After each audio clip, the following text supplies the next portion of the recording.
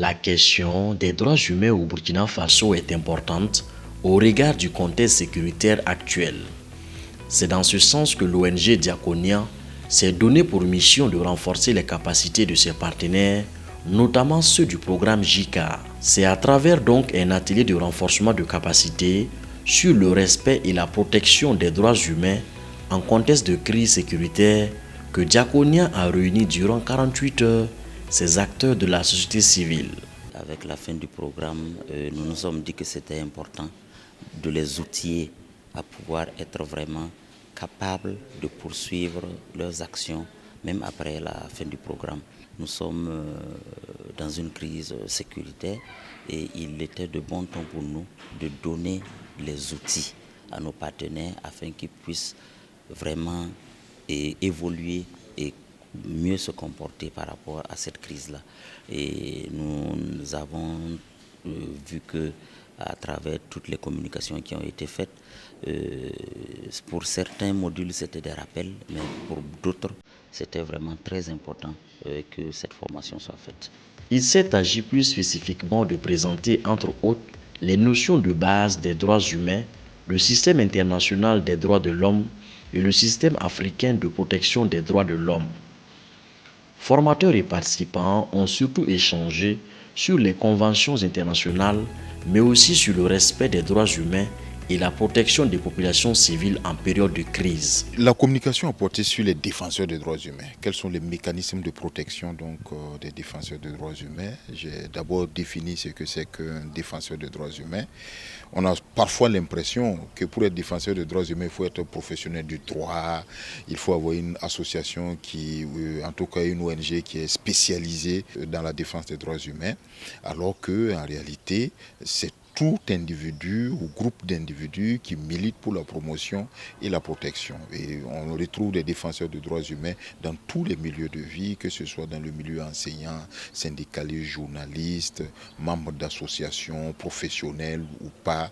Voilà, donc c'est vraiment, il faut élargir le champ de la défense des droits humains. Ensuite, nous avons trouvé des mécanismes de protection des défenseurs de droits humains. Ce sont des mécanismes internationaux qui existent à travers des instruments, des textes. Il y a également des mécanismes africains, la charte africaine de protection des droits de l'homme et des peuples. Vous avez également la Cour de justice, la CEDEAO. Donc vous avez plein de mécanismes, mais à l'intérieur vous avez également des États qui mettent en place également des mécanismes de protection, également des organisations internationales. Les participants ont par ailleurs été outillés sur les mécanismes et outils de promotion, de protection et de défense des droits humains en contexte de crise. Les échanges ont aussi porté sur les défis liés à la protection des droits humains en contexte de crise, mais aussi et surtout sur la contribution de la société civile en matière de protection et de défense des droits humains. Durant ces 2 jours, effectivement, on a pu parcourir les défis. Quand on ramène, au niveau mondial, les défis sont énormes. Hein.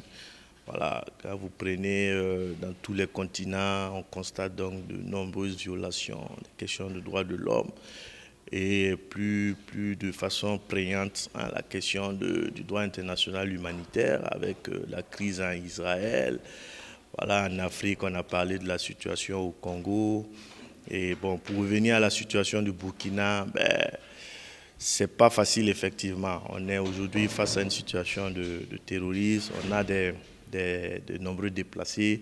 Voilà, donc on a de nombreux Burkinabés dont les droits fondamentaux élémentaires sont effectivement violés. Je pense que ce constat, on l'a fait. Et puis, on s'est engagé en tant qu'organisation de défense des droits humains, d'accompagner nos autorités, en tout cas, à un retour rapide. Hein. Je ne dirais pas à l'ordre constitutionnel, mais un retour rapide de la situation, voilà, où chaque Burkinabé arrive à jouir d'un minimum de droits. Et pour nous, si on arrive à le faire, c'est vraiment important. Désormais outillés sur ces différentes notions, les participants ont pris l'engagement de jouer pleinement leur rôle pour le respect et la protection des droits humains au Burkina Faso.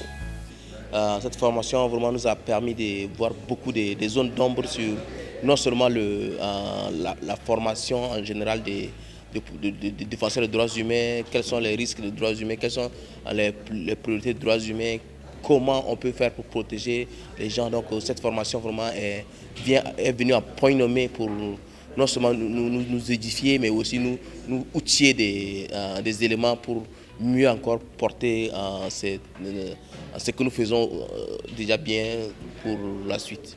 Participer à cette formation m'a vraiment permis de revisiter toutes les notions possibles sur les droits humains et le DIH.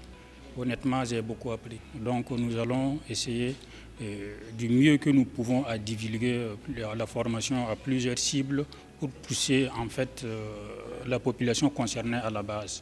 J'apprécie beaucoup et je crois que voilà, je pourrais vraiment les utiliser en bon escient. Parce que moi-même déjà, ça m'a permis d'avoir une autre vision sur les choses. Donc merci à ces formateurs, merci aux organisateurs qui ont eu cette initiative-là.